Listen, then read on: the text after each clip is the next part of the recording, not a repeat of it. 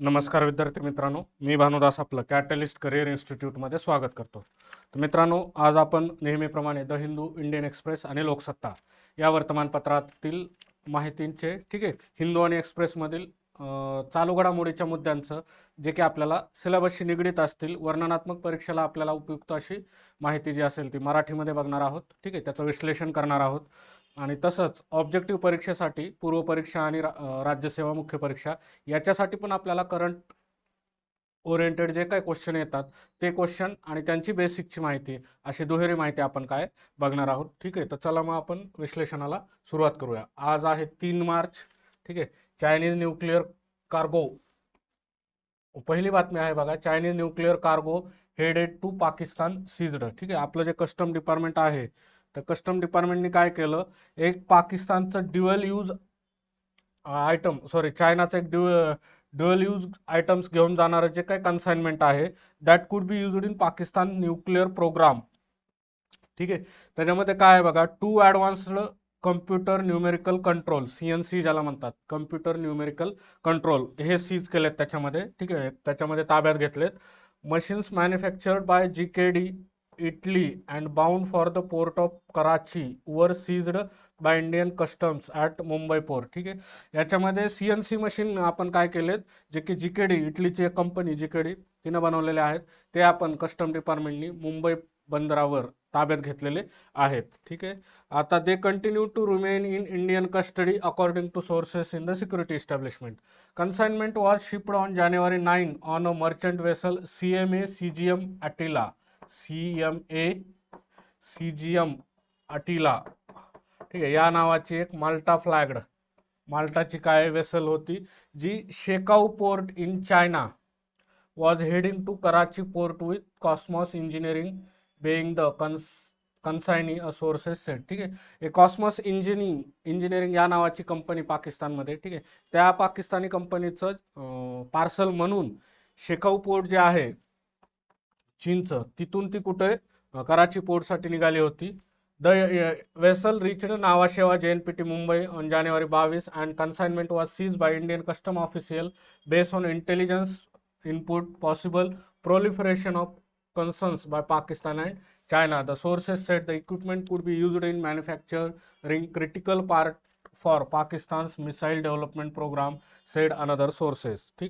तर खूप गंभीर आणि चिंताग्रस्त मुद्दा आहे बघा, की चीनने काय केलंय की CNC मशीन्स ज्या की पाकिस्तान त्यांच्या पॉसिबली मिसाईल गायडेड प्रोग्राम जे काय असतील, त्या प्रोग्राममध्ये वापरू शकतं, न्यूक्लिअर प्रोग्राममध्ये वापरू शकतं, असं काही साहित्य चीननं काय पाकिस्तानला डिलिव्हर करायचं ठरवलं. 9 जानेवारीला ते जहाज निघालं शेकाऊ पोर्टवरून. हे इंडिया आहे, इथं पाकिस्तान आहे आणि इथं चायना आहे. साऊथ चायना सीच्या शेकाऊ पोर्टवरून काय कराचीला ते जहाज येत होतं. 22 जानेवारीला काय भारताच्या कस्टम डिपार्टमेंटला आपल्या इनपुट मिळाले आणि त्यानुसार ते ताब्यात घेतलेलं आहे. तर चीन आणि पाकिस्तान ह्या असल्या गोष्टीसाठी फेमस आहेत बघा. पाकिस्तानचे एक नोबेल मिळालेला माणूस, विचार करा तुम्ही, की ज्याला नोबेल मिळालंय असा माणूस, एक सायंटिस्ट AQ खान म्हणून होते. त्यांना काही वर्षापूर्वी अरेस्ट केलं होतं on the charges of delivering nuclear secrets to North Korea. आता बघा, नॉर्थ कोरिया सारख्या देशाला न्यूक्लिअर सिक्रेट्स आणि प्रोग्राम्स विकणं ही म्हणजे सध्याच्या घडीला महाभयंकर गोष्ट आहे. ती गोष्ट पाकिस्तानच्या AQ खानने केली होती. असे काही लोक पाकिस्तानमध्ये आहेत, जे की या थराला जाऊन सिक्रेट्स विकू शकतात. पाकिस्तान पण त्याच गोष्टी करतं. चीनकडनं आता त्यांनी हे केलं, CNC मशीन्स इम्पोर्ट करायचा प्रयत्न केला आहे. सो ह्याची जी काय माहिती आहे ती 6 पेज नंबरवर पण आहे. आपण पुढे जाऊन बघूयात की अजून काय डेव्हलपमेंट त्याच्यामध्ये झालेली आहे. आता बघा, the consignment has been inspected by team of expert from the defence research and DRDO. DRDO कडनं काय त्याचे इन्स्पेक्शन झालेलं आहे. On the condition of anonymity, custom officer confirm that Cosmos Engineering had been on their watch list since March 22 पासून ही जी पाकिस्तानी कॉस्मॉस इंजिनिअरिंग आहे ती आपल्या इंटेलिजन्सच्या काय वॉच लिस्टवर होती. When Pakistan was trying to procure thermo electric instruments, कोणते thermo electric instruments from Italian firm with Cosmos Engineering Cosmos इंजिनिअरिंगच्या कंपनीच्या आडून पाकिस्तान काय करत होतं, काही थर्मो इलेक्ट्रिक इन्स्ट्रुमेंट्स आयात करायचा प्रयत्न करत होतं. Same was intercepted at Nhava Sheva port March 12, 2022 under the policy of preventive proliferation activities through Indian ports.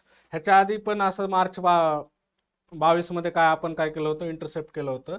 February 20 China was attempting to supply autoclave to Pakistan under cover of an industrial dryer.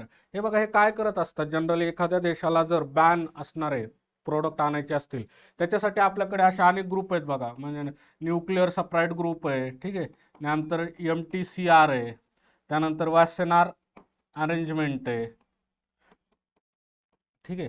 हे basically काय करतात, तर हे तेच करतात ना जे आता इथं झालेलं आहे. असं हे सरकारच्या लेवलला ट्रेड काय करतात, बॅन करतात, ठीक आहे, की टेक्नॉलॉजीचं ट्रान्सफर जे पॉसिबली काय डिफेन्समध्ये केलं जाऊ शकतं त्या ट्रान्सफरला रोखलं पाहिजे. ह्याच्यासाठी अशा काही संस्था आपल्याला काम करताना दिसतात.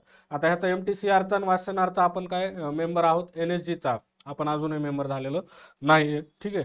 सो या गरजेच्या आहेत. चेक अँड बॅलन्स किंवा ह्या अण्वस्त्र प्रसारांचा, अण्वस्त्र शस्त्रास्त्र आणि त्याच्या टेक्नॉलॉजीचा जो काही प्रसार होऊ शकतो आणि असे जे काही नॉन स्टेट ॲक्टर पण आहेत ज्यांच्या हाती लागू शकतो, तो रोखण्यासाठी अशा संस्था काय आहेत, गरजेच्या आहेत.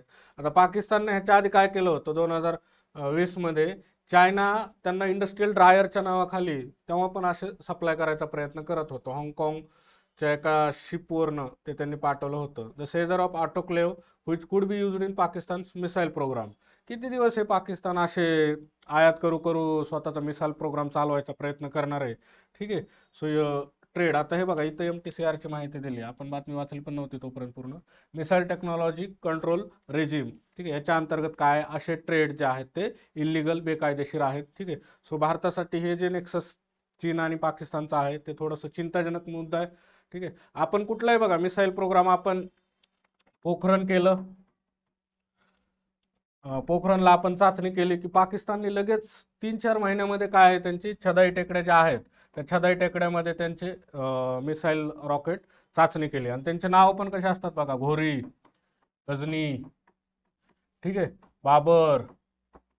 हे असे किती बाबर डाबर आले तरी आपल्याला काय फरक पडत नाही. पण ते आपण काही टेस्ट केलं की लगेच त्याच्यावरती काय हे करताना आपल्याला दिसत आहेत, त्याला उत्तर म्हणून टेस्टिंग करताना दिसत आहेत. हे 3-4 महिन्यात कसं काय पाकिस्तान अशा टेक्नॉलॉजी डेव्हलप करतं, तर करतच नाही ते डेव्हलप. चीन काय करते, त्यांना सप्लाय करते आणि हे इकडं फक्त बत्ती लावायचं काम करत असतात. आपण मोस्ट ऑफ द या गोष्टींमध्ये काय स्वदेशी इंडिजिनियस डेव्हलपमेंट करतो, त्याच्यामागे एक रिसर्च आपल्याला असतो आपला, ठीक आहे. सो पाकिस्तान त्या गोष्टी घेत नाही, फक्त बत्ती लावायचं काम करतात ते. त्याच्या पुढे एक थोडासा इंटरेस्टिंग मुद्दा आहे बघा हा, ते म्हणजे GI tag bring back woman artisans to whirling charkhas in Kashmir. आता हे GI टॅगमुळे किती फायदा होऊ शकतो ह्याच्या अनेक गोष्टी आपल्याला माहिती असतात की GI टॅग एखादा स्पेसिफिक भौगोलिक प्रदेशामध्ये जे उत्पादन असतं त्याला मिळालेला टॅग असतो तो, ठीक आहे. 1919च्या कायद्याअंतर्गत तो टॅग काय दिला जातो. आणि ह्याचं जे ऑफिस आहे ते ऑफिस कुठे, चेन्नईला या ठिकाणी ऑफिस आहे. 1999चा ऍक्ट आपल्याला दिसतो. तर हे एखाद्या उत्पादनाला GI टॅग मिळाल्यामुळे त्याचे कसे फायदे होतात, ह्याचे फायदे लिहिताना आपण त्याचा एक्सपोर्ट वाढतो, त्याचा प्रसिद्धी होते, ठीक आहे, ब्रँड बनतो, हे तर माहितीच आहेत आपल्याला. पण त्याचा एक दुर्लक्षित असू शकतो असा मुद्दा आहे, पण तो लक्षात ठेवा, तो आपल्या इथं नजरेस आलाय की एखाद्या उत्पादनाला जर GI टॅग मिळाला तर त्याच्यामुळे त्या क्षेत्रामध्ये जे काम करणारे हे आहेत, कारागीर आहेत, ठीक आहे, ते कारागीर पण त्यांची काय आपण काय म्हणतो की त्यांची विक्री जास्त होऊन त्यांचे जीवन रोजगार जे काय आहे उदरनिर्वाह तो आपल्याला सस्टेन होताना दिसतो, ठीक आहे. तसंच अशा काही उत्पादनं असतात ज्यांच्यामध्ये महिला कामगार खूप जास्त प्रमाणात काम करत असतात, तर त्यांनाही इथं काय आपल्याला आर्थिक संजीवनी मिळाल्याचं दिसतं. आता यांनी उदाहरण दिलंय बघा, खास करून जे चरखा इंडस्ट्री आहे कुठली श्रीनगरची, त्याला GI टॅग मिळाल्यानंतर तिथं जे काय आपल्याला पाश्मिना शाली वगैरे आपण वाचलेलं असतं ना, खूप फेमस आहे जम्मू काश्मीरची, तर पाश्मिना शाल इत्यादी हे जे आहेत असे विणकरांनी तयार केलेले उत्पादनं, ठीक आहे. त्या ठिकाणी 3.5 लाख कारागीर आहेत बघा काश्मीरमध्ये. 3.5 लाख कारागीर आहेत काश्मीरमध्ये जे की हाताने काय करतात, असे प्रोडक्ट तयार करतात. Home to at least 60 unique crafts. ठीक आहे, अशा काही 16 युनिक ज्या फक्त तिथंच आढळणाऱ्या हस्तकला आहेत आणि त्याच्यामध्ये 47.4% महिलांचं प्रमाण आहे. बघा, म्हणजे आयडियल प्रमाण आहे, 50% प्रमाण असलं पाहिजे. ठीक आहे, कोणत्याही क्षेत्रामध्ये, तर त्याच्या खूप क्लोज जाणारं म्हणजे 47.4% प्रमाण आपल्याला दिसते. तर ही महिलांच्या दृष्टीनं रोजगार असेल, सेल्फ रिस्पेक्ट असेल, ठीक आहे, आर्थिक सामाजिक उन्नती या दृष्टीने हे चांगली गोष्ट आहे. आपल्याला इथं दिसते की वर्कफोर्स पार्टिसिपेशनमध्ये महिलांचं प्रमाण 47.4% तिथं आहे. Which has seen a deep in the past 2 decades. ठीक आहे, 1990 नंतर जे काय काश्मीरमध्ये असंतोष आणि सगळा अस्थिरता सुरू झाली बघा, त्याच्यामध्ये कुठंतरी हे कमी झाल्याचं आपल्याला दिसतंय. Unofficial figure suggest that over 10,000 woman quit spinning pashmina by 2017. आणि 2017 पासून आणखी डीप झालं ते की जवळपास 10,000 महिला कामगारांनी काय काम करणं सोडलेलं आहे. आता GI tag has boosted export for shawl which have risen from 271.62 crore in 2019-20 ते 424. बघा आता, 271 करोड होतं 2019-20 मध्ये, जे की 2022-23 मध्ये किती झाले, 424 करोड झाले. दुप्पट जवळपास काय आपल्याला झाल्याचं दिसतंय. तर करंट काय 694, म्हणजे तिप्पट होण्याची शक्यता आहे. Have been already clocked by Kashmir handicraft. Mister Shah said this is the highest for the past 5 years as per data. लक्षात ठेवा. सो GI टॅग एखाद्या उत्पादनाला मिळाला तर त्याचा किती फायदा होतो ह्याचं उदाहरण म्हणून आपण हे लिहू शकतो की 271 कोटीची एक्सपोर्ट व्हायची 19-20ला, GI टॅग मिळाल्यावर आता ती 694 कोटीवर झाली. ऑलमोस्ट ट्रिपल होताना आपल्याला काय दिसते. सो ते एक आपल्याला काय महत्त्वाचं दिसलं इथं. आता बघा, ही महाराष्ट्रामध्ये MPSC साठी कल्याण ते तळोजा अशी मेट्रो लाईन काय वाढवली, 12वी मेट्रो लाईन आहे. ठीक आहे, याचं काय उद्घाटन होतंय. ठीक आहे, चीफ मिनिस्टर एकनाथ शिंदेजी, DCM फडणवीसजी, DCM अजितदादा. आता हे फक्त एवढं लक्षात ठेवा, इथं किलोमीटर दिलं नाही, किलोमीटर द्यायला पाहिजे होतं. ठीक आहे, पण ते आपल्याला चालू घडामोडीमध्ये किलोमीटर बघायला पाहिजे, नाही दिलेलं नाही. ठीक आहे, पुढची बघूयात बातमी. आता हे एक बातमी ॲज एक्सपेक्टेड. ठीक आहे, की मराठा रिझर्वेशन जे देण्यात आलं 20 फेब्रुवारीला 10% सामाजिक आणि आर्थिक मागास ठरवून, त्या रिझर्वेशनला, त्या आरक्षणाला काय चॅलेंज करणारी याचिका दाखल करण्यात आली. कोण याचिका करतात, जयश्री लक्ष्मणराव पाटील यांनी काय बॉम्बे हायकोर्टमध्ये याचिका दाखल केलेली आहे. ठीक आहे, 10%. आता यांचं काय म्हणणं आहे, law was passed on February 20, 2024 and on February 26 the notification was issued. ठीक आहे, 20 फेब्रुवारीला काय कायदा पास केला आणि 26 फेब्रुवारीला त्याचं नोटिफिकेशन आपल्याला पब्लिश झाल्याचं दिसतंय. रिटायर हायकोर्ट जस्टिस सुनील शुक्रे, हे लक्षात ठेवा बरं का, बॅकवर्ड कमिशनचे अध्यक्ष कोण होते त्यावेळेस, Sunil Shukre. Justice Shukre headed Maharashtra state backward class commission had emphasise that the population of the Maratha in the state. किती पॉप्युलेशन सांगितली मराठ्यांची, 28% पॉप्युलेशन सांगितलेली आहे. ठीक आहे, community has been facing extraordinary backwardness. This is the commission said warranted reservation for the Maratha community to go up beyond 50% कॅपच्या पलीकडे reservation जाणं गरजेचं आहे. Writ petition claim that justice sucrase appointment to MSBCC board as the chairperson was against the law. ठीक आहे, तर ह्या जयश्री पाटील या मॅडमने जी काय याचिका दाखल केली आहे, ठीक आहे, एका कम्युनिटीला टार्गेट करण्यात तर फेमस आहेत तशा. तर ही याचिका दाखल करताना त्यांनी जे चेअरमन आहेत महाराष्ट्र राज्य मागासवर्ग आयोगाचे सुनील शुक्रे यांच्या अपॉइंटमेंटवरच काय सवाल उठवलेला आहे आणि ती बेकायदेशीर असं सांगितलं. त्यांचं काय म्हणणं आहे, आता हा सदावर्ते त्याच्यामध्ये लॉयर आहे, Shankarrao Linge, Rajaram Patil have sought to स्टेची मागणी केली त्यांनी रिझर्वेशनवर. ठीक आहे, they have also sought that no advertisement should be issued for the jobs and education courses under the SCBC category reservation. ठीक आहे, त्यांनी काय सांगितले की कुठल्याही प्रकारची जी नोकरीची जाहिरात निघेल त्याच्यामध्ये कसल्याही प्रकारचं रिझर्वेशन SCBC साठी असू नये, त्याच्यावर स्टे आणला जावा असं त्यांनी मागणी केली. सदावर्ते, जयश्री पाटील, राजाराम पाटील, ठीक आहे, शंकरराव लिंगे असे काय महान कायदेतज्ञ ही केस काय करणार आहेत, लढवणार आहेत. ठीक आहे, ऑन मार्च. महान हे रेटॉरिकल होतं. ठीक आहे, कारण ह्यांचं मला तर वाटतं बाकीच्या केस घेतात का नाही, फक्त मराठा कम्युनिटीच्या विरोधात आले की सदावर्ते गेले असं आपल्याला दिसतं तिथं बऱ्याच वेळा. Karnataka blast, police probe links with 2022 cooker blast case. पुढे हां, हे लक्षात ठेवा, GS2ला एकदा काय राज्यसेवा मुख्य परीक्षेला प्रश्न असा विचारला होता जाहीरनाम्यावर. आता पण विचारला जाईल असं काय नाही आहे जाहीरनाम्यावर, पण जर काही महत्त्वाची स्कीम असेल जसं की प्राईम मिनिस्टर मोदीजींनी त्यांच्या जाहीरनाम्यामध्ये काय ज्ञान ह्याला महत्त्व दिलंय. तसं राहुल गांधींनी काँग्रेसच्या जाहीरनाम्यामध्ये काय न्याय याला महत्त्व दिलंय. तो असे काही जे फेमस त्यांचे हे असतात स्कीम असतात ते आपल्याला माहीत असणं गरजेचं आहे असं मला वाटतं. आता MSP ची लिगल गॅरंटी काय केली काँग्रेसनी त्यांच्या जाहीरनाम्यामध्ये देऊन टाकली. दुसरं नेशन वाईड कास्ट सेन्सस जातगणना. काँग्रेसला हे कुणी डोक्यात खूळ घुसवलंय काय माहिती, पण ते जातगणनाच्या लईच मागे लागलेले आहेत. ठीक आहे. सो जातगणना हे एक त्यांच्या जाहीरनाम्याचा भाग आहे. The parties manifesto committee headed by finance minister P Chidambaram हे काय जाहीरनामा समितीचे अध्यक्ष आहेत काँग्रेसच्या. अजून 5 न्याय त्यांनी काय म्हटलेले बघा, जे 5 5 मुद्दे जे जाहीरनाम्यामध्ये असणार आहेत त्याला 5 न्याय असं त्या ठिकाणी संबोधलं जाणार आहे. मिस्टर गांधी हॅड सेड 5 न्याय. त्याच्यामध्ये युथ आहे म्हणजे युवा आहेत, महिला आहेत, शेतकरी आहेत, त्याच्यामध्ये कामगार आहेत आणि भागीदारी म्हणजे काय वरील सर्वांचं पार्टिसिपेशन याला महत्त्व दिलं जाणार आहे. The same assurance would be reiterated in the manifesto and the party will also put the large hoardings at all major mandis. ठीक आहे. असू द्या.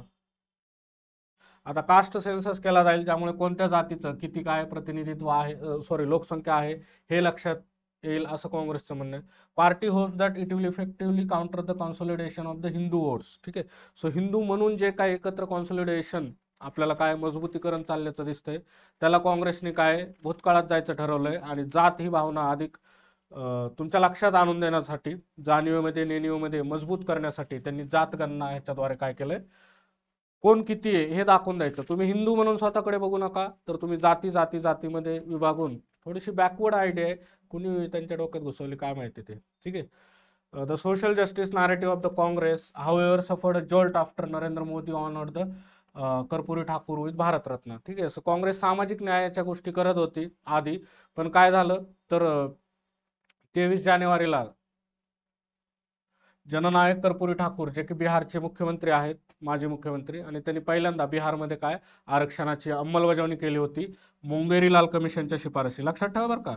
म्हणजे आपल्याला असं वाटतं की बिहारमध्ये आरक्षण जे लावलं ते मंडल कमिशनच्याच शिफारसीने लावलं होतं काय की, पण बिहारमधलं आरक्षण हे मुंगेरीलाल कमिशनच्या शिफारसीने लावलं होतं आणि त्यामुळे ते जेव्हा 1978ला जे मुंगेरीलाल आयोग नेमला होता कर्पुरी ठाकूर यांनी, ठीक आहे, त्यावेळेस त्यांनी शिफारस केली होती पिछडा अतिपिछडा या वर्गासाठी रिझर्वेशनची.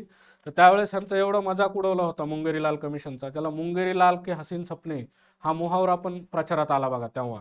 ठीक आहे. पण तीच गोष्ट काय कर्पुरी ठाकूर यांनी आरक्षण लावून दाखवून दिली आणि त्यांचा सन्मान म्हणून भारतरत्न दिला. तर ते काँग्रेसचं जे सामाजिक न्यायाचं एक नॅरेटिव्ह तयार करायचा प्रयत्न होता त्या नॅरेटिव्हला काय आहे त्यामुळे थोडासा धक्का बसला. मग ते जातीय जनगणनेकडे आपल्याला दिसताना म्हणजे वळलेले दिसत आहेत. तर भारतामध्ये बघा बिहार हे एक पहिलंच राज्य आहे ज्यांनी काय केली जात आधारित गणना केलेली जात गणना केलेली आहे. ठीक आहे.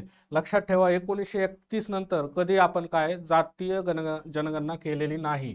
1931च्या आधी प्रत्येक वेळेस जेव्हा ब्रिटिश जनगणना करायचे दशवार्षिक त्या जनगणनेमध्ये आपल्याला जातीची माहिती विचारल्याची दिसते. 31 नंतर मात्र काय ब्रिटिश वैतागले की हे जाती आधारित बदल कुणी स्वतःला अप्पर जातीचं सांगतंय कुणी वेगळ्याच जातीचं सांगतंय. ठीक आहे. सो त्यामुळे त्यांनी काय ठरवलं की आपण आता जाती आधारित माहितीच घ्यायची नाही. 31 नंतर आपण ते बंदच केलेली. ठीक आहे. स्वतंत्र भारतामध्ये कधीच ती माहिती घेतलेली नाही. ठीक आहे.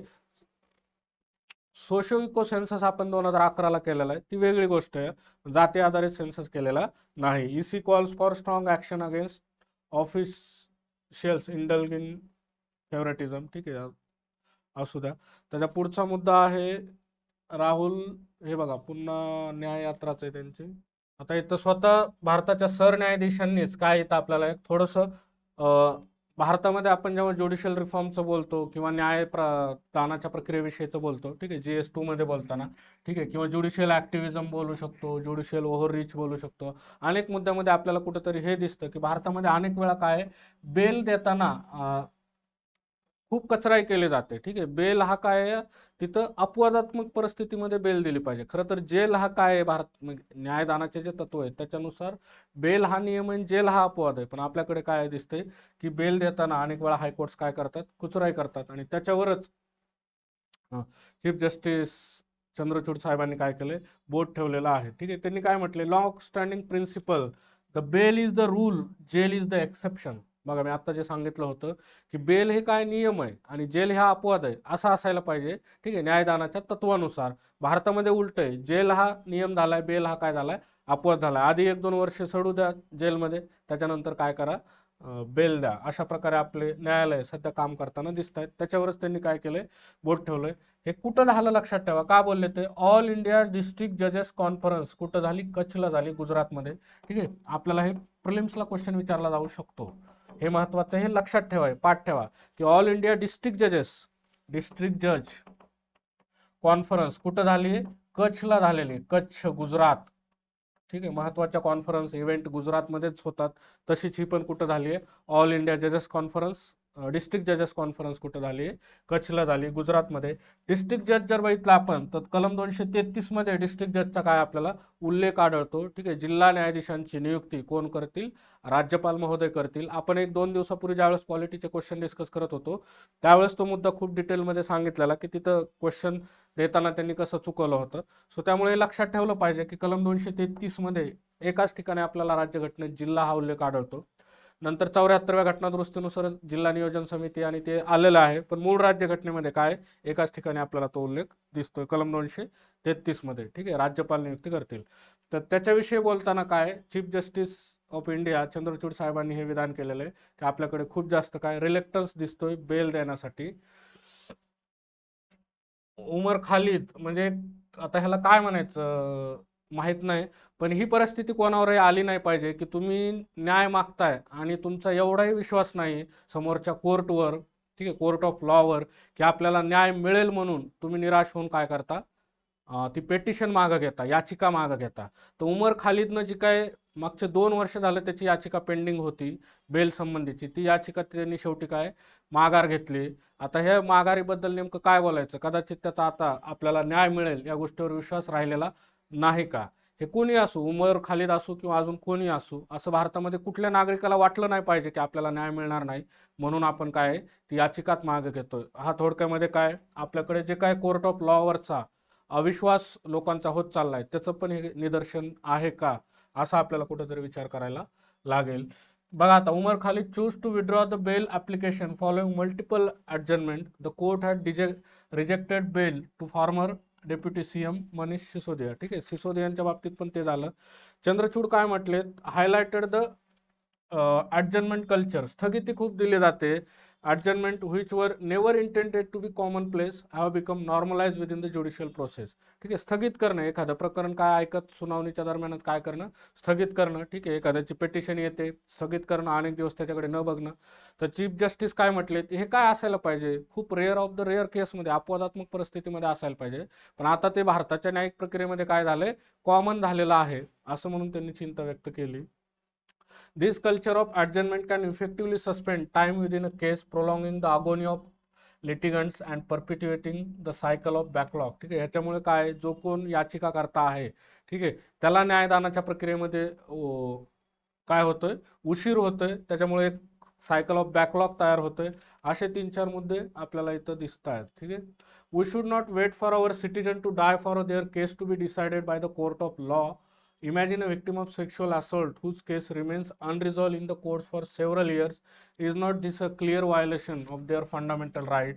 ठीक आहे, आता काय म्हणजे बोलायचं काय, ज्यांच्या हातात तेच प्रश्न विचारायले ते म्हणजे चीफ जस्टिस ऑफ इंडिया हे सरन्यायाधीश आहेत, पण ते पण एवढे थोडक्यात काय झालेत, निराश झालेले आहेत न्यायिक प्रक्रियेबद्दल की ते आपल्या पूर्ण संस्थेलाच काय प्रश्न विचारतात, जे की बरोबर आहे. त्यांनी इथं उदाहरण दिलंय की एखाद्या बलात्कार पीडित आहे, तिला पूर्ण तिचं आयुष्यभर वाट बघावी लागते की तिला न्याय कधी मिळेल. तर हे खरंच त्यांच्या मूलभूत अधिकारांचं उल्लंघन आहे का नाही, हे त्यांनी प्रश्न निर्माण केलाय. जे की आपल्याला कळतंय की जस्टिस डिलेड इज जस्टिस डिनायड, उशिरा मिळालेला न्याय पण काय नाकारल्यासारखाच असतो. ठीक आहे, तर हे थोडंसं आपल्याला GS2च्या दृष्टीनं आपल्याला इथं महत्त्वाचं वाटतं. ज्या 2-3 जे मुद्दे आहेत ते आपल्या नोट्समध्ये आले पाहिजेत. ठीक आहे, आता एक लक्षात ठेवा, GS2 साठीच किंवा GS2 पेक्षा GS4 मध्ये काय होईल, MPSC विषयी बोलतोय मी.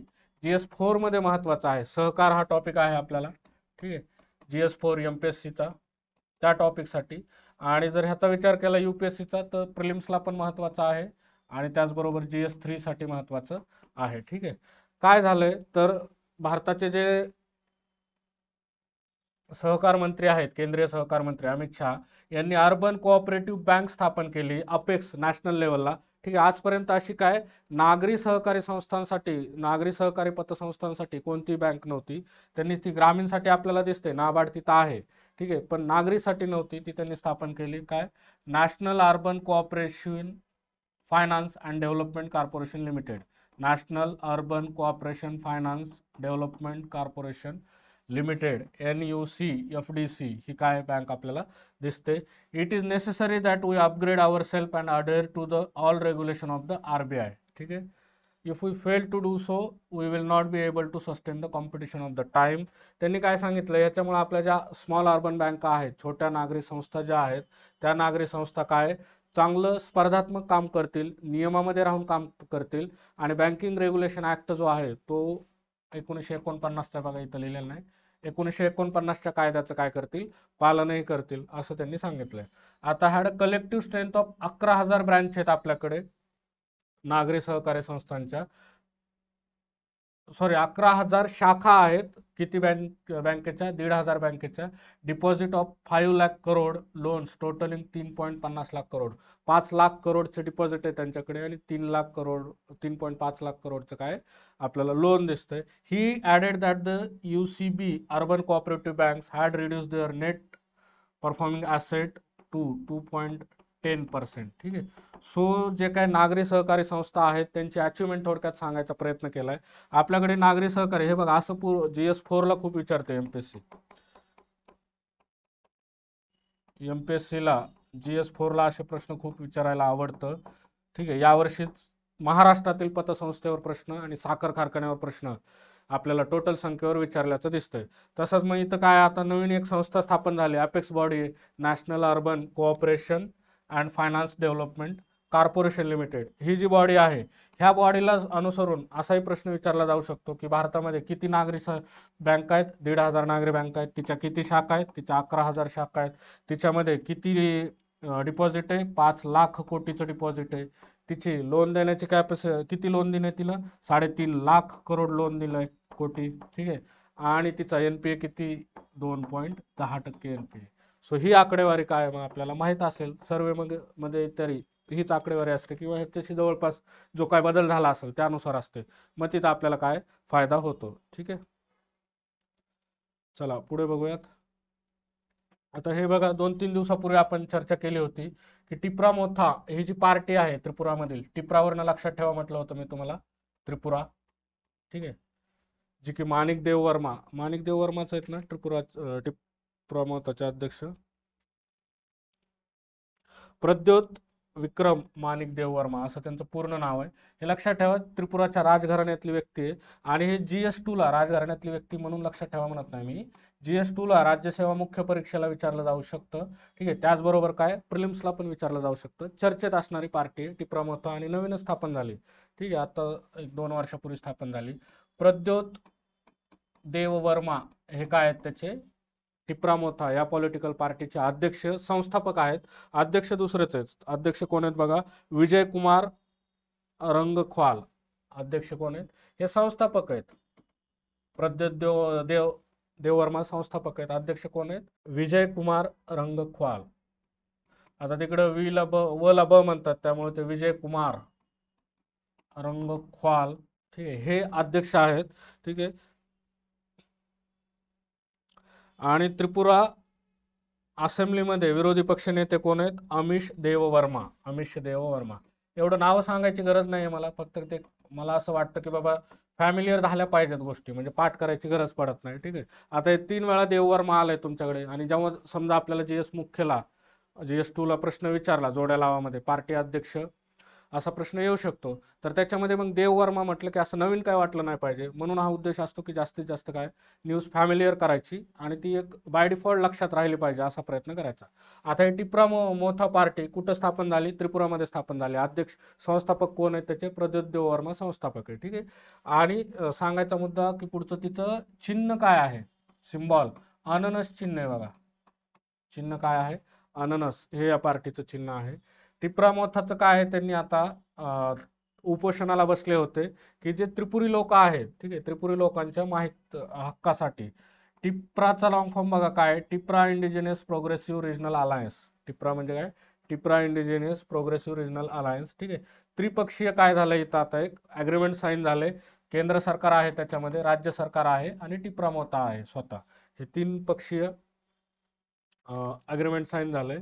त्याच्यासाठी 33% जे काय टिप्रा लोक आहेत त्रिपुरी, त्यांच्यासाठी काही अरेंजमेंट, कुठल्या अरेंजमेंट त्यांच्यासाठी, त्यांचे history, land right, political right, economic development, identity, culture and language याच्याविषयीचे काय मुद्दे काय त्यांच्यासाठी जे त्यांनी उठवले होते त्या मुद्द्यात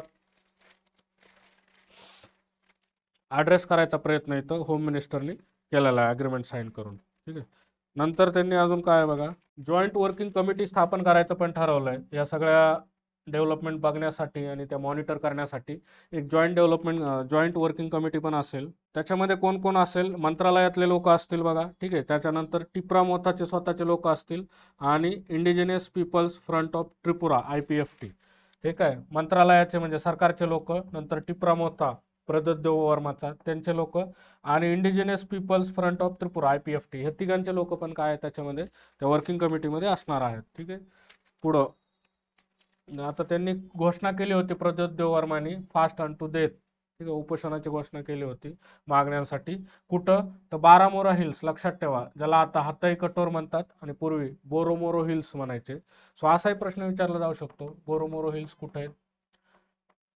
पण मला आठवतो 2020ची जी कोविडमध्ये झालेली एक्झाम आहे ना, त्याला चॅम्पियन्स टेकड्या कुठे आहेत आणि काय हे असे त्या राज्यातले खूप छोट्या छोट्या म्हणू शकतो आपण अशा टेकड्या आहेत ज्या की नॅशनल लेवलला आपल्याला NCERT इत्यादीमध्ये त्याचे उल्लेख आढळत नाहीत. खोलात जाऊन बघितलं तर ते दिसतात आपल्याला, ठीक आहे. पण असं त्याच्यासाठी स्पेशल चांगलं पुस्तक, रेफरन्स मटेरियल वाचावं लागतं, तेव्हा कुठं लक्षात येतात त्या. तर अशा टेकड्या कुठंतरी वाचलेल्या मी वाचलं होतं की चॅम्पियन टेकड्यामध्ये काय कॉफीची लागवड केली जाते. सो ते तसंच लक्षात बसलं होतं आणि त्याचा तेव्हा फायदा झालेला. सो हे असं लक्षात ठेवलं आपण की जे आपल्याला वाचनामध्ये आलंय. आता बोरोमोरो हिल्स कुठे, त्रिपुरा, तर हे मग कुठंतरी आपल्याला एज देऊन जाता गोष्टी, ठीक आहे. आता बघा, Tipra has become a major player in state politics. आत्ता स्थापन झाले टिप्रा मोथा, पण या 2-3 वर्षावरच त्यांनी काय लोकांच्या इमॅजिनेशनवर चांगला होल्ड मिळवलाय आणि राज्यातली महत्त्वाची पार्टी झाली. याचं कारण काय तर प्रद्योत देववर्मा स्वतः राजेशाही घराण्यातले हे पण कारण आहे आणि लोकांच्या ॲस्पिरेशनला ओळखून त्यांनी ग्रेटर टिप्रा लँडची मागणी केली बघा. सेपरेट स्टेटच आदिवासी लोकांसाठी मागितले टिप्रा लँड म्हणून, ठीक आहे. सो असं आपल्याला ही एक नवीन डेव्हलपमेंट नॉर्थ ईस्टच्या दृष्टीनं महत्त्वाची आहे. तिथं एक नवीन आपल्याला पार्टी उदयास आल्याची दिसते, ठीक आहे. आता इथं हे जे काय पॉप्युलेशन डिक्लाइन होत चाललंय कोणाचं, हंगुल, यांना हंगुल म्हणतात किंवा याला काश्मीरी स्टॅग पण म्हणतात बघा, काश्मीरी स्टॅग, ठीक आहे. Pair of Kashmiri hangul spotted at the Dachigam national park. हे पण लक्षात ठेवा, डाचिगम नॅशनल पार्क कोणत्या प्राण्यासाठी फेमस आहे तर तो काश्मीरी स्टॅग किंवा हंगुल म्हणून ओळखला जाणाऱ्या या प्राण्यासाठी फेमस आहे. त्यांची संख्या कमी होत चाललेली, ठीक आहे. 2004ला 197 होते, 2015ला 183 पर्यंत आले, पण आत्ता वाढले एफर्टमुळे, प्रयत्नामुळे 261 झाले, ठीक आहे. सो त्यामुळे कमी होत चाललेली संख्या, पण मागच्या 5 वर्षात ती पुन्हा वाढलेली आहे. आता यांचे कारण काय होते, एक तर डिस्टर्बन्स खूप जास्त वाढलेला त्यांच्या नॅचरल हॅबिटेटमध्ये, दुसरं त्यानंतर जंगलचा एरिया कमी होत चालला होता, फॉरेस्ट एरिया कमी होत चालला होता, मानवी हस्तक्षेप वाढलेला, ठीक आहे. Disturb the habitat of hangul, नैसर्गिक आदिवास अस्थिर झाला होता. However we are able to provide a better environment now, आणि मग ते म्हणतात की आता आम्ही चांगलं पर्यावरण त्यांना दिलेलं आहे, ठीक आहे. तर हे एकदा फक्त हे लक्षात ठेवा फक्त की दाचिगम नॅशनल पार्क काश्मीरमध्ये आहे. तिथं हंगुल किंवा काश्मीरी स्टॅग म्हणून जो ओळखला जाणारा प्राणी तो त्या ठिकाणी फेमस आहे, ठीक आहे. आता इथं एक फक्त पूर्ण बातमी काय मला तेवढी हे वाटत नाही महत्वाची, ठीक आहे. तर 2-3 गोष्टी सांगतोय ते लक्षात ठेवा. तर Kaladan multi modal transit project जो आहे ना, KMMTP, हा प्रोजेक्ट चर्चेमध्ये आहे सध्या. याचं कारण काय आहे, आता हा भारत आहे, ठीक आहे. हा आपला इकडून नॉर्थ ईस्टचा एरिया आहे, इथं मिझोराम आहे समजा, बारीक असायला पाहिजे, ठीक आहे. आणि इथं म्यानमार आहे, इथं काय म्यानमार आहे, ठीक आहे. इथं पश्चिम बंगाल आहे. आपण काय करणार आहेत Kaladan multi modal transit project अंतर्गत, तर पश्चिम बंगालवरून, ठीक आहे, इथं जे सितवे पोर्ट आहे म्यानमारचं, या सितवे पोर्टवरून इथं काय नॉर्थ ईस्टला आपण कनेक्ट करणार आहे. याच्यामुळं काय होईल, जे इकडून सिलिगुडीवरनं जावं लागतं, समजा आता इथं त्रिपुरा आणि मिझोराम इथंच आहे, इथून जर गेलं डायरेक्ट तर अंतर कमी पडेल, ठीक आहे. पण इथून गेल्यावर थोडंसं आणखी वाढतं, पण इकडून जर गेलं सिलिगुडीवरनं तर खूपच जास्त अंतर ते वाढतं, ठीक आहे. सो त्यामुळे ते अंतर कमी करणे हा एक उद्देश आहे कलादान मल्टीमॉडल प्रोजेक्टचा. दुसरा उद्देश की उद्या जर चीन इकडून अटॅक करून, कारण ही जी चिंचोळी प्रदेश आहे खूप, त्याला चिकन नेक म्हटलं जातं बघा, कोंबड्याचं नेक, फक्त 21 किलोमीटरचा चिंचोळा प्रदेश आहे, जो चीनला काय त्यांनी ठरवलं अटॅक करायचं भविष्यात, तर मग ते ताब्यात घ्यायला त्यांना अवघड नाही, आणि आपलं पूर्ण नॉर्थ ईस्टच काय कट ऑफ होईल भारताच्या संपर्कापासून. म्हणून आपण आधीच काय करतोय, मग कलादान मल्टीमॉडल प्रोजेक्ट अंतर्गत इकडून आपण जोडणी करतोय, कनेक्टिव्हिटी वाढवतोय. सो कनेक्टिव्हिटी वाढवणं, भारताचा नॉर्थ ईस्टशी संपर्क ठेवणं, चीनचा धोका लक्षात घेणं, आणि आर्थिक विकास, रोजगार, पायाभूत सुविधा वाढवणं, असे 3-4 उद्दिष्ट आहेत कलादान मल्टीमॉडल ट्रान्झिट प्रोजेक्ट. कोणामध्ये आहे, भारत आणि म्यानमारमध्ये आहे तो, ठीक आहे. 2008ला साईन झालेला आहे, खूप वर्ष झालं चालू आहे आता तो, बघा तुम्ही. याचं कारण काय, तर इथं जो चीन प्रांत आहे कोणाचा, म्यानमारचा, आणि इथं जो आराकान किंवा ज्याला रखाईन म्हणतात, ठीक आहे, या प्रांतामध्ये खूप जास्त अस्थिरता असते, आणि आता तर खूपच वाढलेली आहे. त्यामुळे त्या प्रोजेक्टवर काय इम्पॅक्ट पडतो, आणि तो लेट होत चाललेला आहे, ठीक आहे. सो या गोष्टी आपल्याला पूर्व परीक्षेच्या दृष्टीनं आणि मुख्य परीक्षेला पण सांगितलं, कनेक्टिव्हिटी वाढणं, चीनचा धोका लक्षात ठेवणं, आर्थिक, भौतिक, पायाभूत, रोजगार या विकासाच्या दृष्टीनं पण ते आपण उभारण्यासाठी प्रयत्न करतोय, ठीक आहे. आता many Palestinians shot at Gaza aid point UN, ठीक आहे. ही बातमी आता काय नवीन झालेली आहे, इस्रायलने उठायचं, ठीक आहे, आणि गाझातल्या लोकांना काय शूट करायचं. मदत कॅम्प चालू होता, त्या मदत कॅम्पवर पण काय केलंय, इस्रायली सैनिकांनी अटॅक केलेला आहे, ठीक आहे. आणि असं सांगायलेत की तिथं स्टॅम्पेड झाला. स्टॅम्पेड म्हणजे माहिती असेल त्याला, चेंगराचेंगरी म्हणतो आपण, ठीक आहे. हे बघा स्टॅम्पेड, तर चेंगराचेंगरी झाली मदत कॅम्पमध्ये, आणि ते गाझातले जे लोक आहेत ते मेले, असं कांगावा काय इस्रायलनी केलेला आहे. पण युनायटेड नेशननी स्वतः सांगितलंय, आता युनायटेड नेशन स्वतः सांगायले, ठीक आहे, की इस्रायलनी शूट आउट केलेलं आहे आणि त्याच्यामुळे तिथं लोक मेले. इस्रायल प्रयत्न करते की गाझामध्ये, ठीक आहे, की नागरिकांना तिथल्या कसली मदत पोहोचली नाही पाहिजे, ठीक आहे. आपण एका अशा जगामध्ये जगत आहोत जिथं एक मोठा भस्मासूर, की आता हे हमासचा दोष आहे, तर दोष आहे, हमासने टेरर अटॅक केला, पण तिथले जे नागरिक आहेत त्यांना ज्या पद्धतीनं नागरिकांवर अन्याय केला जातोय, ठीक आहे, बेसिक ह्युमन राईट त्यांचे डिनाय केले जात आहेत, आणि जग बघण्याच्या पलीकडे काहीच करू शकत नाही. ही जी संस्था आहे हिचं अपयश तिथं आपल्याला ठळकपणे दिसतं. युनायटेड नेशनचं अपयश, ठीक, फक्त उपदेश द्यायला सुरू केलेत युनायटेड नेशननी, बाकी स्वतःहून काही करू शकत नाहीये. युनायटेड नेशनचे चीफ कोण आहेत सध्या, अँटोनियो ग्युटेरस, हे काय आहेत आपल्याला चीफ असल्याचं दिसतात, ठीक आहे. सो आपण वारंवार काय इंटरनॅशनल रिलेशनमध्ये जे आर्टिकल्स आलेले आहेत, कालच आपण पॅलेस्टाईनचा मुद्दा, भारत आणि पॅलेस्टाईन रिलेशन आणि भारताचा स्टँड काय आहे त्याच्यावर आपण चर्चा केली, ठीक आहे. सो पुढं जसं येईल तसं बोलूयातच. अजून एक लक्षात ठेवा आपल्याला पूर्व परीक्षेच्या दृष्टीनं आणि मुख्य परीक्षेला, मिलेई हे काय झालेत, अर्जेंटिनाचे प्रेसिडेंट झालेले आहेत. मिलेई नाव आहे त्यांचं, जेवियर मिलेई, अर्जेंटिनाचे प्रेसिडेंट झालेत, एवढंच लक्षात ठेवा फक्त. आता नवीन जी टेक्नॉलॉजी येते आणि त्या टेक्नॉलॉजीचा फायदा काय आहे, आपल्या सामाजिक आर्थिक विकासामध्ये आणि वैज्ञानिक प्रगतीमध्ये कसं योगदान देऊ शकतात, त्या दृष्टीनं प्रश्न विचारला जाऊ शकतो. तर आर्टिफिशियल इंटेलिजन्स जानेवारी 2022 पासून, जानेवारी 2022 का, तर तेव्हाच काय झालं, ओपन AI नावाची ही जी कंपनी आहे, कोणाची, सॅम अल्टमनची, आणि इलॉन मस्क पण होता, पण इलॉन मस्कने माघार घेतलेली, पण संस्थापक दोघं पण होते, ठीक आहे. या ओपन AIनं काय केलं, चॅट GPT सुरू केला, ठीक आहे. तेव्हापासून आपल्याला ही चर्चा सारखी दिसते. ह्याच्यावर क्वेश्चन येऊ शकतो, वर्णनात्मक परीक्षेला क्वेश्चन येऊ शकतो, की कशा प्रकारे काय आर्टिफिशियल इंटेलिजन्स आपल्याला वेगवेगळ्या ठिकाणी उपयोगाला, प्रगतीसाठी, डेव्हलपमेंटसाठी येऊ शकतो, ठीक आहे. त्याचे फायदे तोटे काय आहेत, क्षेत्र कोणते आहेत, असाही प्रश्न विचारला जाऊ शकतो. ऑब्जेक्टिव्हला प्रश्न अनेक प्रकारे विचारला जाऊ शकतो. ह्या जो मुद्दा सांगितला, ओपन AI, चॅट GPT, ठीक आहे. गुगलचं काय आहे, गुगलचं बार्ड आहे, लक्षात ठेवा, ठीक आहे. गुगलचं काय, असं जसं ओपन AIचं चॅट GPT आहे AI, तसं गुगलचं बार्ड आहे, गुगलचं जेमिनी पण आहे, गुगलचं काय जेमिनी पण आहे. आणि जिओनं रिलायन्सनं काय घोषित केले, भारत नावाचं सुरू करणार आहेत, ते पण त्यांनी काय घोषित केले बघा, AI. ठीक आहे, असे आपल्याला काही टूल्स त्या त्या कंपनीचे माहिती असले पाहिजे.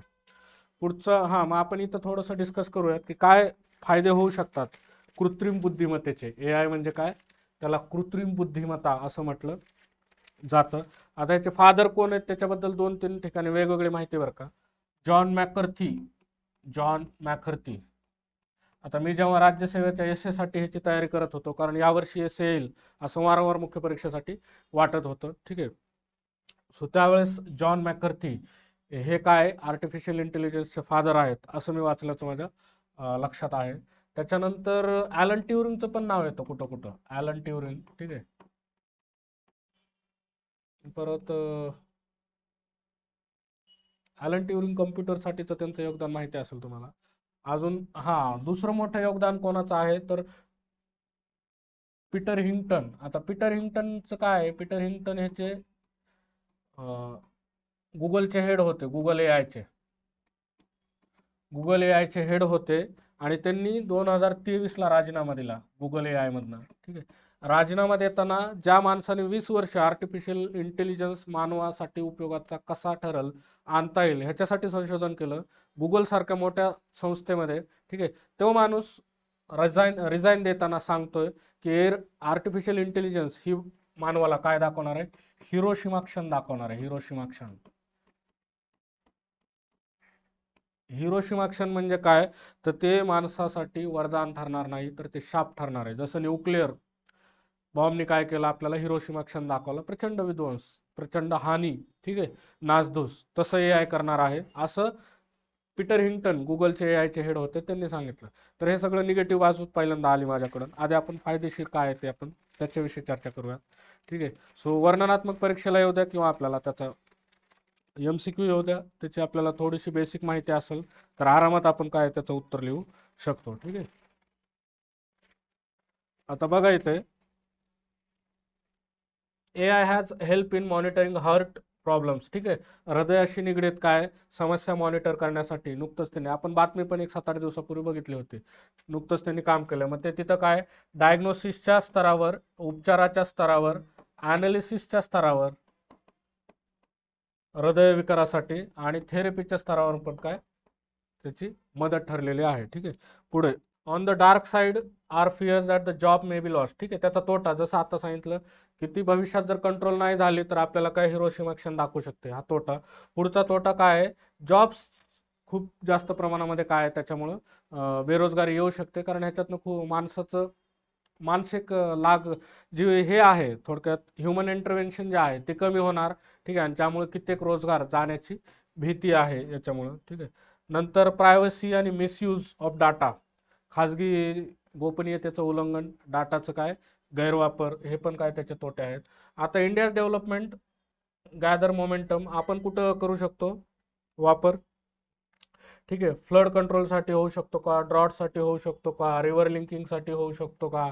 त्याच्यानंतर आता ह्याच्यासाठी ॲक्च्युली रिसर्च पण झाला आहे. IIM धनबाद किंवा NIT त्रिपुरा यांनी काय रिसर्च पण केल्याचं दिसतंय की जसं की पेन्नार पल्लार कावेरी लिंक याच्याविषयीचा त्यांचा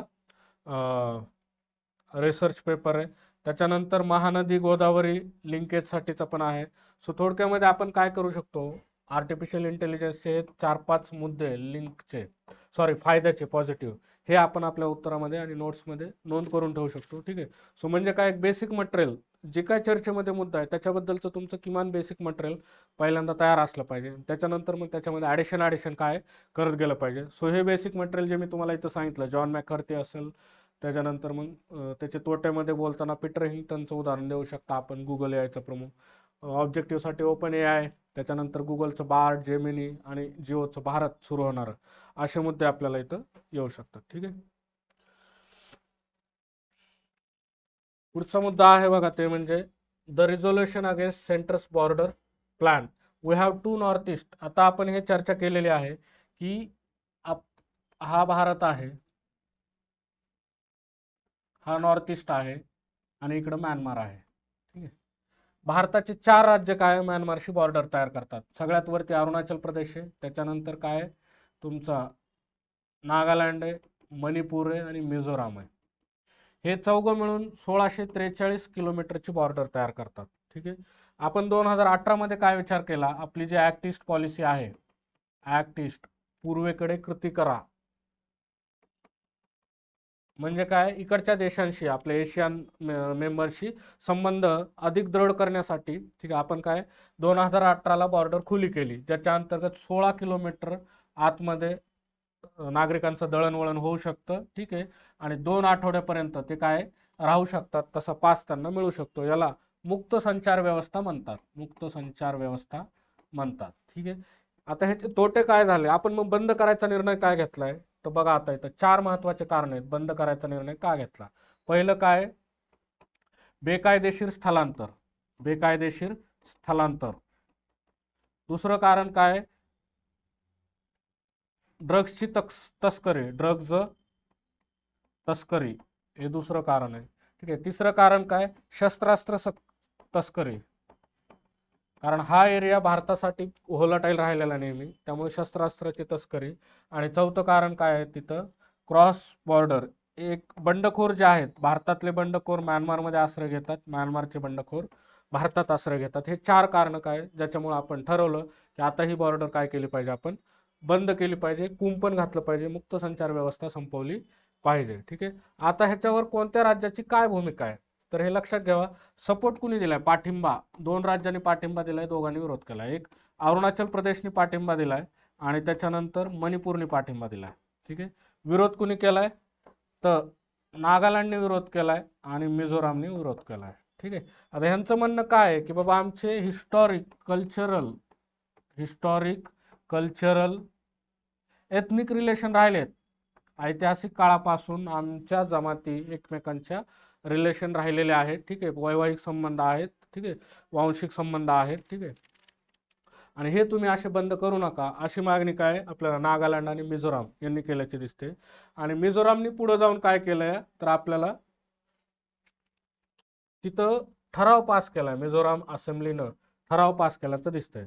आता हे ठराव महत्वाचे असतात का, तर ठरावाला काहीच किंमत नाही. ठीक आहे. पण एखादं आपण जेव्हा संघराज्य आहोत तेव्हा संघराज्य म्हणून काम करत असताना त्या राज्याचं मत थोडंसं महत्वाचं आहे. ठीक आहे. त्यामुळे त्यांचं मत काय हे कळण्यापुरतेच ठराव महत्वाचे आहेत, बाकी त्यांना व्हॅलिड किंवा त्यांच्या मागे कायदेशीर आधार असं काहीच नाही. पण राज्य त्यांचं मत ठरवू शकतात, कळवू शकतात. आणि रिसेंट ह्याच्यामध्ये मागच्या 2-4 वर्षात ठराव पास करण्याची पद्धत खूप जास्त वाढलेली आहे. ठीक आहे. त्यामुळे काय ऑफिशियली त्या राज्याचा स्टँड एखाद्या मुद्द्यावर कळतो, नागरिकत्वाचा कायदा असेल, ट्रिपल तलाक असेल. ठीक आहे. त्याच्यानंतर अजून कुठले जे केंद्र महत्वाचे निर्णय घेते त्याविषयी वेगवेगळ्या राज्य विधानसभा ठराव पास करताना राज्याचं त्याबद्दलची भूमिका आपल्याला स्पष्ट करताना दिसतात. पण त्याच्यामुळं कायदेशीर कुठल्याही अडचणी किंवा पेच निर्माण होत नाही, कारण एखादा जर विषय केंद्राच्या अखत्यारीत येतो तर तिथं राज्य ठराव पास करण्याच्या पलीकडे काही करू शकत नाही. ठीक आहे. पण संघराज्यामध्ये असं अपेक्षित आहे की राज्य आणि केंद्र यांनी एकमेकांना काय फुल ऑटोनॉमी देऊन आणि सोबत सहकार्याने काम करणं अपेक्षित आहे. त्यामुळेच ग्रॅन्युल ऑस्टिन म्हणायचा भारतीय संघराज्य हे काय सहकार्यात्मक संघराज्य आहे. ठीक आहे. आता what will the resolution impact have, आत्ताच सांगितलं आणि काही इम्पॅक्ट होणार नाही. ठीक आहे. कारण त्याला एक मत म्हणूनच बघितलं जातं, त्याच्याकडे पुढे त्याला जास्त अशी काही व्हॅलिडिटी नाही आहे, त्याचं काही जास्त महत्त्व नाही. ठीक आहे. सो हे एक मुद्दा आहे. आता तुम्ही रिसेंटली वाचला असेल बघा की आपल्याला काय भगवे कपडे घालून हा रामदेव बाबाला इथं कपड्याचा संबंध नाही समजा, पण पतंजलीच्या नावाखाली जी काय ऍड केली जाते आणि त्याच्यामध्ये जे काय चुकीच्या गोष्टी सांगितल्या जातात त्यांची छाती ठोकपणे काय केली जाते, जाहिरात केली जाते. या जाहिरातीला कुठंतरी चाप बसणं गरजेचं होतं आणि तो चाप कोर्टाने बसवलेला आहे. काय झालंय, तर drugs and magic remedies objectionable advertisement act 1954 आहे. आता त्याच्या मर्यादा पण आपल्याला काय काय उघड होत आहेत. Ineffective to stop misleading advertising campaign on medicine, औषधाबद्दलचे जे काही चुकीचे जाहिराती केल्या जातात त्या जाहिरातीला थांबवण्यासंदर्भात हा कायदा पुरेसा ठरलेला आहे का. कोर्टाने नेमकं काय सांगितलंय, कोर्टाने काय आदेश दिलेत. How harmful are the miracle cures being offered by the company for disease and such as a diabetes. एखादी कंपनी जी काय जाहिरात करते आमच्या हे औषधामुळे मधुमेह बरा होईल, ह्या औषधाने हे रोग बरा होईल. ठीक आहे. सो त्याचे काय इम्पॅक्ट आहेत, याच्याविषयीचं पूर्ण आर्टिकल आहे. आता पतंजलीच्या संदर्भात काय झालं, 27 फेब्रुवारीला सुप्रीम कोर्टनी केस सुनावणीच्या दरम्यान त्यांनी supreme court restrain Patanjali Ayurved from discrediting allopathy in its campaign. पतंजलीनी म्हणजे बाबा रामदेवनी 2020च्या लॉकडाऊनमध्ये पण ॲलोपॅथी डॉक्टर जे की सिद्ध अभ्यास करून ज्ञान मिळवून प्रॅक्टिस करून सिद्ध झालेले डॉक्टर असतात, त्या डॉक्टरच्या विरोधातच काय मोहीम छेडली आहे. बरं, तुझ्याकडे असा काय उपाय आहे का त्याच्या विरोधात? ठीक आहे, असा काय उपाय आपल्याकडे नाही आहे. आपण क्लेम करतो बरं का, सिद्ध झालेलं नाही. आपण फक्त क्लेम करतो की आमच्या औषधांनी अशा अशा गोष्टी बऱ्या होतात. ठीक आहे, त्याला कसलाही व्हॅलिड सायंटिफिक रिसर्च नाही, काय नाही. आता बघा, मग झालं काय, ॲलोपॅथी डॉक्टरच्या विरोधात मोहीम छेडली की हे खोटे असतात, यांनी काही होत नाही. ॲलोपॅथी डॉक्टर एक. दुसरं, from advertising product that claims to cure chronic condition, आणि वेगवेगळे आजारावर आमचं औषध काय आहे, भयंकर तीव्र आजारावर पण काय परमनंट उपाय करतं, असे क्लेम करायला सुरुवात केली. त्याच्या विरोधात हे जो 1954चा DMROA ॲक्ट आहे, त्याच्या विरोधात काय, आपलीच भारत सरकारची संस्था इंडियन मेडिकल असोसिएशन 2022ला कोर्टात गेली. सरकारी संस्था असोसिएशन कोर्टात गेली. ठीक आहे, आणि त्यांनी पतंजलीला काय कोर्टामध्ये खेचलं. द पेटिशन प्रेझेंटेड 2 ग्रेव्हन्सेस, 2 तक्रारी केल्या. एक, सिस्टमॅटिक कंटिन्यूस सतत व्यवस्थित काय केलं जातं, ॲलोपॅथीला पतंजली ह्या बाबा रामदेवकडनं बदनाम केलं जातंय. पूर्ण एक विज्ञानाला आणि सायंटिफिक कम्युनिटीला बदनाम केलं जाते. व्हाईल मेकिंग एक्झॅगरेट क्लेम्स, हा एक क्लेम होता त्यांचा. आणि दुसरं काय होतं, स्वतःच्या औषधाविषयी अतिशयोक्तीने क्लेम करणं आणि पूर्ण बरा करून कायमस्वरूपी उपचार करतो अशा प्रकारचे फॉल्स क्लेम करणं, याच्याविषयी 2 केसेस आपल्याला काय कोर्टात केल्याच्या दिसतात. सच स्टेटमेंट व्हायलेट बोथ, मग काय सांगितलं ह्यांनी, आणि हे तर काय WHO कुठल्याच ड्रग मॅन्युफॅक्चरिंग गाईडलाईनशी पतंजलीचे हे जे औषध आहेत ते मॅच होत नाहीत, त्यांचं कुठलंही पालन करत नाहीत, काय नाही. त्यांचं स्वतःच आहे, आम्हीच तयार करतो, आम्हाला मान्यता देतो आणि आम्हीच सेल्फ प्रोक्लेम तुम्ही बरे व्हाल हे सांगतो.